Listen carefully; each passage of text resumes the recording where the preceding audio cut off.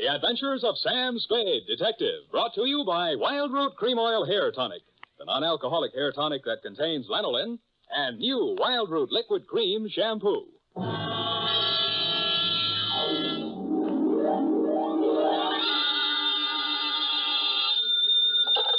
Spade Detective Agency? It's me, sweetheart. You've heard of pulling a rabbit out of a hat? Yes. Well, I pulled one out of a pickle. What happened, Sam? What happened, she asked. Well, goodbye. Oh, don't go, Sam. Don't you feel like talking about it? Frankly, no, but it's expected of me. Sharpen a carrot, roll me some rabbit punch, get the hutch ready, for I'm about to hippity-hop through the door with the lowdown on the Flopsy, Mopsy, and Cottontail caper.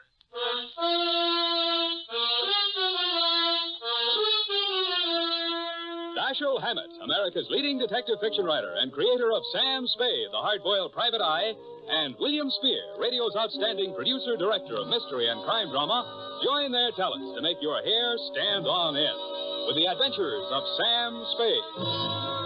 Presented by the makers of Wild Root Cream Oil for the hair. Say, Mother, if you get a special thrill out of buying things the whole family can use, then stop at your drug or toilet goods counter for a big family-size bottle or tube of Wild Root Cream Oil, America's favorite family hair tonic. Dad, Junior, Sis, yes, and you yourself, Mom, will find Wild Root Cream Oil ideal for grooming the hair neatly and naturally, for relieving dryness and removing loose dandruff. So, Mom, ask for it tonight or tomorrow for sure. Wild Root Cream Oil Hair Tonic. Again and again, the choice of men and women and children, too. And now, with Howard Duff starring as Spade, Wild Root brings to the air the greatest private detective of them all in the Adventures of Sam Spade.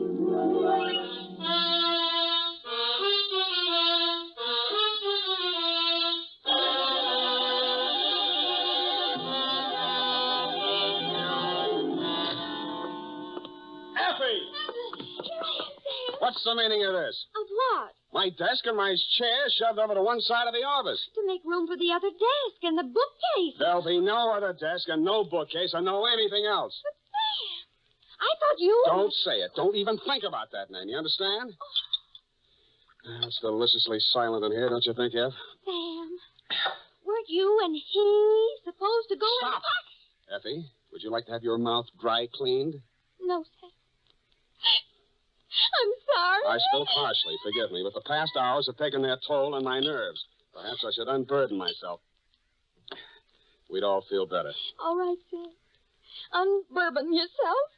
I'm still in command here. Oh. 2, this is Wellington, Van Cleve, Montague, Nob Hill, where else? City, from Samuel Spade, license number 137596. What else? Subject, the Flopsy, Mopsy, and Cottontail caper, or how Fritz Crockett saved the day. My dear, dear Mrs. Montague. It all began Thursday afternoon when I entered my office and discovered a tall, wiry young man sitting in my chair with his feet up on my desk and sampling my office bottle. Hi. The pose was so familiar for a minute I thought it was me. Hello, Sam. I'll be with you in a minute. Have a seat. Thanks, I think I will, the one you're sitting in. You see, the detective sits in that seat and the clients sit over there. Well, that qualifies me for this seat, then. I'm a detective. I see. Well, the detective we like in this office is Sam Spade, see? He pays the rent, he hires the secretary, he earns the money, and he sits behind his desk. Now, on your feet. Okay. But with 2 detectives around here and only one detective's chair, it's going to get a little crowded. Mind if I have a drink? Out of my glass? Oh, sure. Here. You know, we'd better make a note to get another glass, too. And some scotch. I don't care much for that bourbon. No self-respecting detective drinks scotch. And put this down. We'll need another desk and a new paint job on these walls. Oh? I think something bright. Robin's egg blue, maybe. Soothes the nervous clients. And a bookshelf. You got that, Effie, dear? Or am I going too fast for you? I have it all down, Fritz. Desk, paint, bookshelf, scotch. It too, Effie? She's a doll. Wait a minute, that's my line. After I work with you a while, Sam, you'll appreciate me. So long. I'm great. Bye. You need me. Why? Because we'd be an unbeatable team. With my talent and your luck, we couldn't miss. Luck? Ever hear of Fritz Crockett? Chicago Fritz Crockett? Yeah. Never heard of him. Oh, Sam. Look, you're making a mark in your hometown. Now, why do you want to work for me in San Francisco? I lost my license in Chicago. Got caught on the hot side of a political battle. Worked for the losers, and the winners framed me for my license. Oh, gee, tough kid. That's I tough. can't get a license in any state until I clear that mess up. And so I have to work under somebody else's. Figures, but why me? Because I've kept my eye on you, Sam. I like the way you're developing. I think you could work well with me. Gee, thanks. Well, your application's received. Now, give me a couple of years to think it over. What's the matter, Sam? Afraid I might cut your reputation in town? You found me out. But anyway, bye. Chicken, huh? Look, you want to compare scrapbooks sometime? A really good detective's got to be an actor. I play any style. Listen, we're following a Russian countess to recover Gorky's original manuscript of The Lower Depths. I meet her in the lobby of the St. Mark, disguised as an itinerant caviar salesman.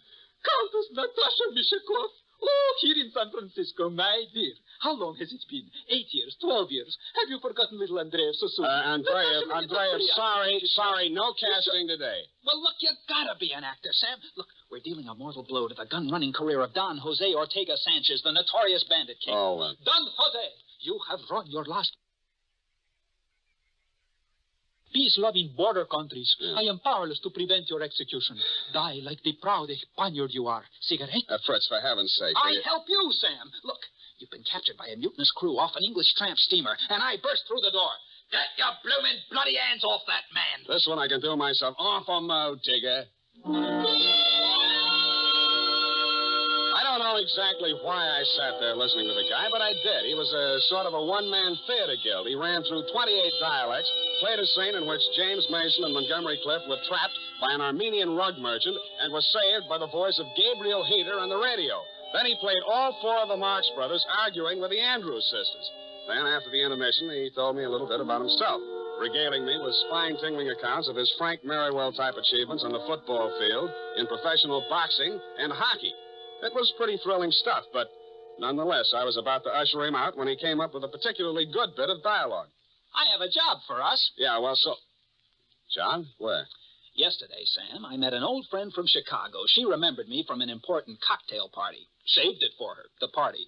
Everyone was absolutely dreary until I became de rigueur with a brace of amusing anecdotes. The job, Fritz, the job. Oh, yeah. Well, anyway, she wants us to guard a valuable hunk of jewelry at a party tonight on Nob Hill. What's the money? $100 apiece, plus mingling with nautch dancers and all the caviar we can eat. Well, it's better than I expected. In fact, Now, here's what I want you to do. Oh, wait a minute. What's this here's what I want you to do? This is the Sam Spade Detective Agency, named so because Sam Spade is the man who gives the orders around here. Now, what do you want me to do? Well, this is a costume party, and we have to wear costumes. It's in the deal. Good. I'll break your leg, and you can go as the man who came to dinner. Sam, I already have the costumes. What? Right here. Crockett, what would you have done if I didn't go with you? The thought never entered my head, Sam. What are the costumes? Sam, 100 clams apiece is a lot of dough, isn't it? Agreed. You are about to confront the reason we are being paid so much. What is that? Your costume. You are to go as a rabbit, a white rabbit. Here's the suit. Oh, and here's the head. Notice the shocking pink ears. No, the deal's off. It's been swell, Fritz. Now, wait a minute. I am also going as a rabbit. See? You will go as Flopsy, and I will go as Mopsy. I will not go anywhere dressed in that ridiculous outfit. $100, Sam. I will... Well... Sam, let's talk this over. Now, look, I will talk to you as a businessman might talk to you. Now, Mr. Spade, you take your ordinary type detective, and you have got a pretty solid citizen. We talked and talked, and around 8 o'clock that night, I found myself still talking and walking up the steps of your Nob Hill mansion, Mrs. Montague, cleverly disguised as Flopsy the rabbit, paw in paw with Mopsy Crockett. My headpiece covered everything but my eyes, nose, and mouth, and I was grateful for that. When I passed the doorman, I was tempted to say, what's up, Doc? But Fritz said it ahead of me. He walked in as if this were his personal hutch, and you, Mrs. Montague, cruised over to us. Oh, dear, my little bunny twins, aren't you both just darling? Yeah. Which one of you is Mr. Spade? Well, I'm Mr. Crockett, Mrs. Montague. Mopsy. You remember me from the Nesbit soiree. Ronnie and Benita, or maybe it was Gypsy introduced us, n'est-ce pas? Oh, yes. Oh, and Flopsy here must be Mr. Spade. I've always wanted to meet him. Thank you, Mrs. Montague. I am the straight man. How do you like my costume? Well, there's not another one like it in town. Thanks, I'm the only wooden imp in San Francisco. The trees will swoon. They will. Oh, you... Mrs. Montague, perhaps you'd be disposed to outline our job. Well, of course, Mr. Crockett. Myself, Mrs. Arlington Wellington Crippen McGill and the famous Spanish artist Julio Doriego are going to pick the woman with the most fascinating costume. Search no farther. It could be no one but you. Flatterer! Oh. I'm not eligible. Oh. Then at 10 o'clock we will have the grand parade. The winner will leave the parade wearing a small jewel-studded crown. Oh, it's darling. Diamonds and emeralds and all sorts of amusing things. Well, this crown once belonged to Josephine of France. Imagine. Mrs. Montague, I hate to be an old killjoy, but are we here to guard the crown? That's right, Flopsy. I mean, Mr. Spade. Oh, it's all right. Oh, of course, I don't expect any trouble, but it's so valuable. I can't take any chances. My husband picked it up in Iran. He's in pickles, you know. Well, you know best. Where is the crown now, Mrs. Montague? Oh, in a wall safe in the master bedroom on the second floor. Here's the combination to the safe written down. I'd rather not have the combination, if you don't mind, until it's time to get the crown. Oh, now don't you be silly, Mr. Spade. Except for the crown, there's only $50,000 or $60,000 in the safe. Oh, well, if that's all Now, the right. safe is behind the Degas original. Now, until I need you, go and enjoy yourself. Well, we'll go. Maybe I'll even let you dance with little me. Fritz and I synchronized our watches and decided that until we were needed, we would lose ourselves in the crowd and keep our big rabbit ears open. Everybody was masked and loaded, and it was all very gay. I brushed elbows with pirates, Northwest Mounted Police, unmounted, a gorilla, an Arabian princess, 4 Pocahontas, and assorted historical characters from Julius Caesar to Mike Romanoff. While I was dipping a carrot into the punch bowl, a girl made her way over to me. I knew it was a girl immediately. You could tell. I tagged her as a burlesque queen, but she didn't talk much like it. Are you an he-bunny or a she-bunny? I'm a he-bunny. Would you like to dance with me? I'd be delighted. Who are you? I'm not supposed to tell until the mask come off. For now, just call me Flopsy. Flopsy. How cute. You Americans have the cutest ideas. Yes.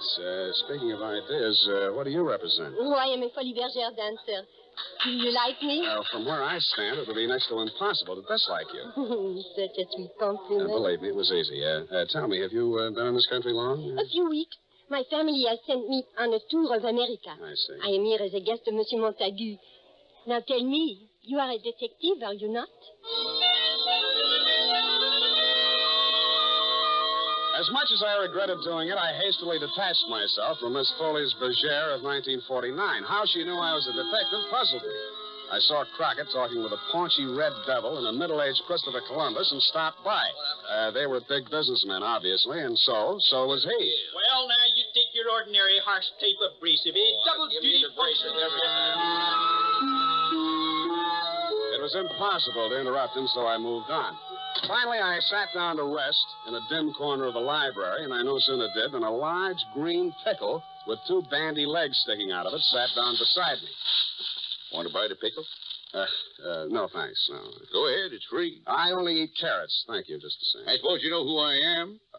As a matter of fact, I don't know. Well, I shouldn't tell you, but I'm lonesome for somebody to talk to. Yeah, My well- wife's dancing with another man. Sometimes I think she only likes me for my money. I find that hard to believe. I have millions, you know, just millions. I'm Horace Montague, the Pickle King. I've sold more pickles than any living man. Congratulations. You like my costume? Never smelled anything like it. I came this time as just an ordinary new pickle. Sometimes I comes a dill, sometimes I comes a gherkin. How jolly. Once I came as a sweet-sour mixture, Yeah. and I got very confused.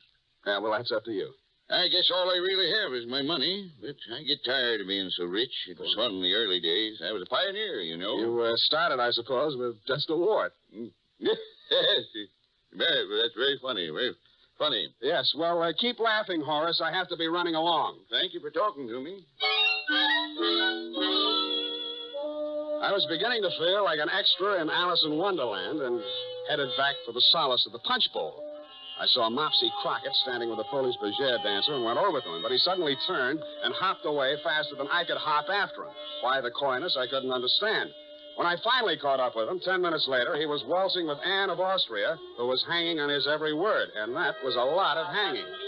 Darling, until you've tasted my Lebkuchen, you have the spirit of Goethe, Schiller, Heine, all baked in one Kuchen. Mind if I cut in? If you must. I mean with the other rabbit. Come along, Mopsy. Well, of all the strange Excuse me, darling. I come later back. Hello, Sam. What do you hear from the mom? The idea of avoiding me. Me? Avoid you? I don't know what you mean. Crockett, don't you remember just 10 minutes ago my chasing you all over the floor? So help me, I don't. Oh, there you are, my little bunny. Yeah, here we are, Mrs. Montague. All right, you can give me the crown now. I'm almost ready to announce the winner of the costume contest. We haven't taken it out yet, Mrs. Montague. You haven't? Well, you just said you were going to get it. I didn't. Did you, Fritz? Not I, Flopsy. Now, Bunny, stop playing jokes. One of you came up to me a couple of minutes ago and said you lost the combination to the safe, so I gave it to you again. You said you were going to get the crown. Now, where is it? I don't know, but let's find it. When we arrived in the master bedroom, the worst had happened. The Degas original was down off the wall. The safe had been opened. Believe it or not, the $50,000 or $60,000 habitually kept in it wasn't even touched. But you, Mrs. Montague, weren't worried about the cash. Oh, it's not there.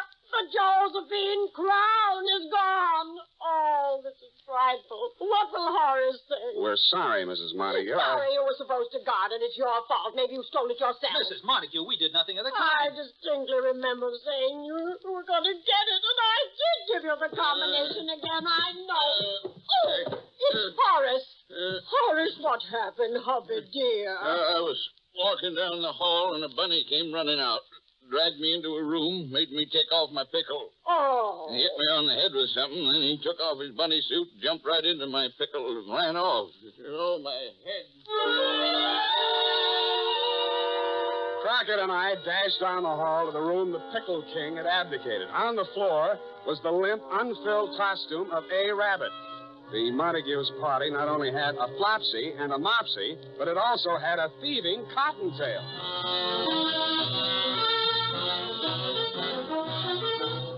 The makers of Wild Root Cream Oil are presenting the weekly Sunday adventure of Dashiell Hammett's famous private detective, Sam Spade.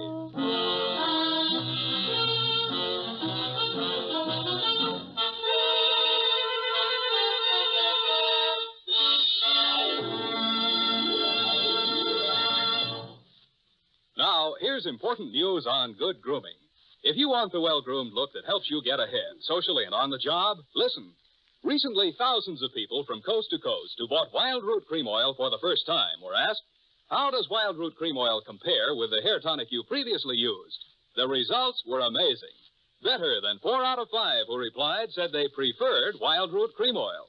Remember, non-alcoholic Wild Root Cream Oil contains lanolin. It grooms the hair naturally, relieves dryness, and removes loose, ugly dandruff. So if you want your hair to be more attractive than ever before, get the new 25-cent get-acquainted bottle of Wild Root Cream Oil, America's leading hair tonic, on sale at all drug and toilet goods counters. It's also available in larger economy bottles and the handy new tube. By the way, smart girls use Wild Root Cream Oil, too, and mothers say it's grand for training children's hair. Get Wild Root Cream Oil. Again and again, the choice of men and women and children, too.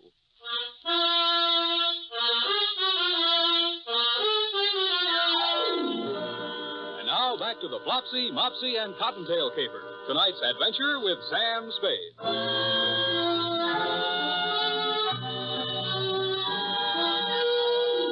I left Fritz Crockett and you, Mrs. M, attending to Horace in your master bedroom and pounded down the stairs, through the guests, and out the front door. I was standing there wondering where to pick up the tracks of a rabbit turned pickle when I saw the Foley's Bergère dancer come running out of the Montague mansion through a side entrance and enter a taxi. I jumped into another cab and followed her, divesting myself of my Flopsy costume en route.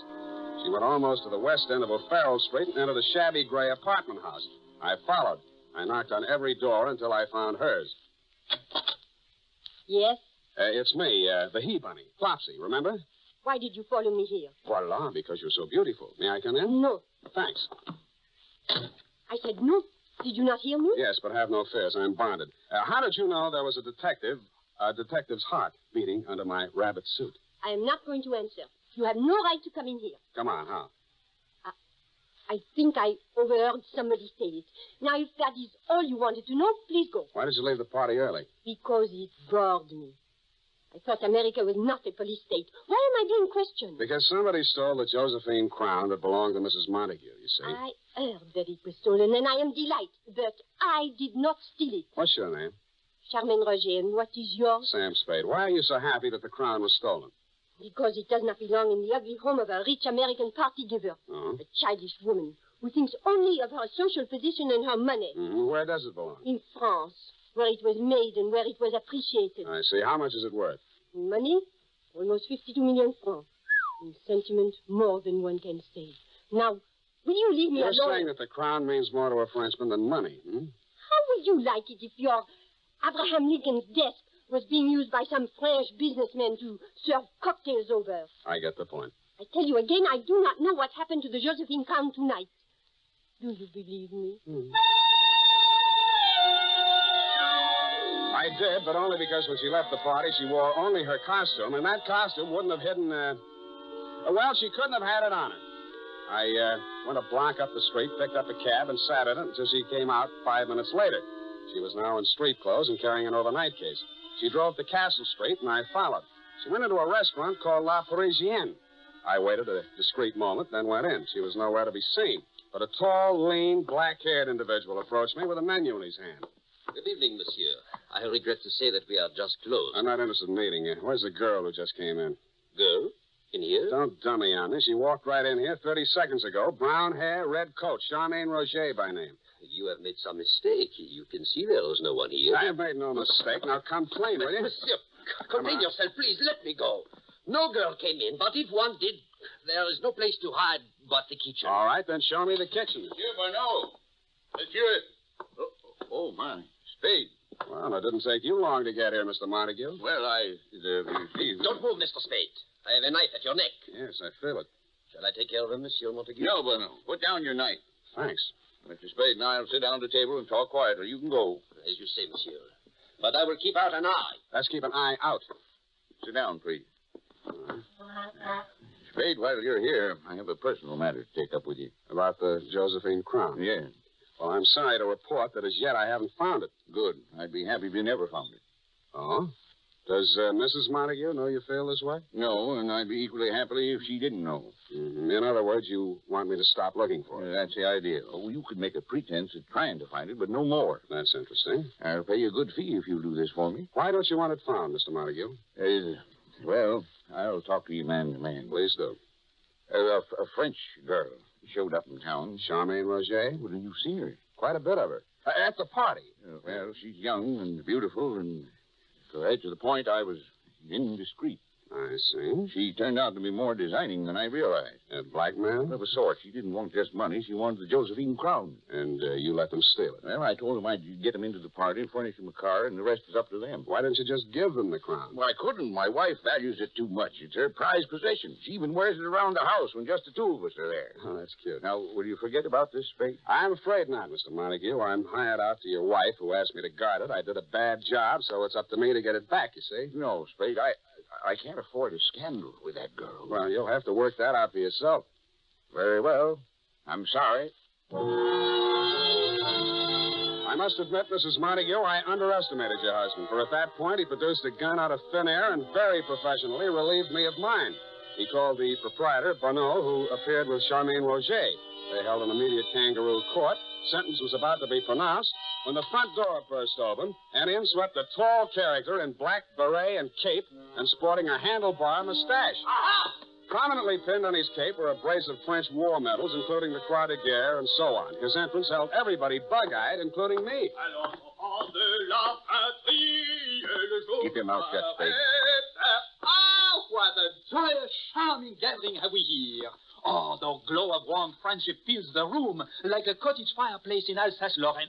Ah, no, it cannot be. Can I believe these weary eyes of mine? Is it not truly my intime ami, Monsieur Montague? I kiss you on both cheeks in happiness. I don't seem to remember. Oh, but you have not so soon forgotten me. We met at the legation in 38. Oh, those years. Do you not recall the nights in Montmartre and the days in Montmartre? Oh, my goodness. Parbleu.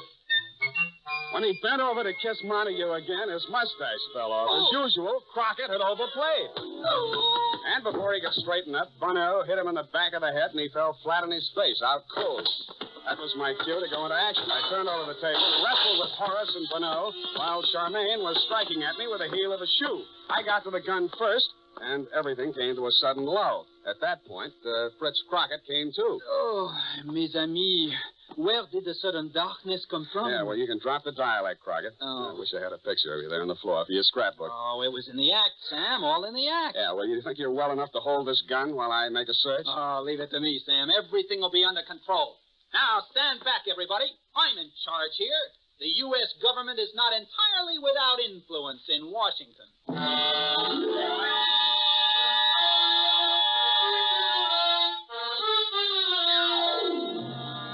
The Josephine Crown hidden in the baking oven and called the police.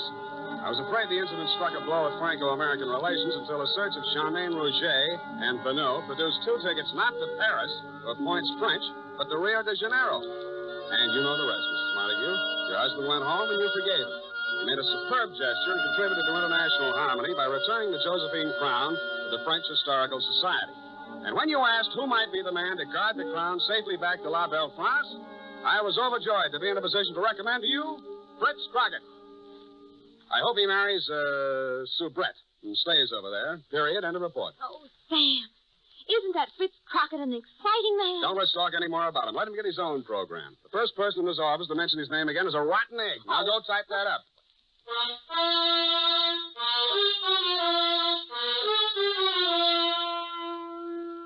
Don't buy a different brand of hair tonic for every member of your family. Get the one kind they all like. Wild Root Cream Oil Hair Tonic. Wild Root Cream Oil grooms your hair neatly and naturally, relieves annoying dryness, and removes loose, ugly dandruff. Get a bottle or tube tonight and ask your barber for a professional application of Wild Root Cream Oil Hair Tonic. Again and again, the choice of men and women and children, too.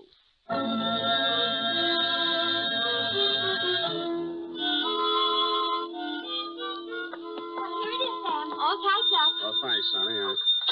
Sam Spade Detective Agency. Oh, it's for you, Sam.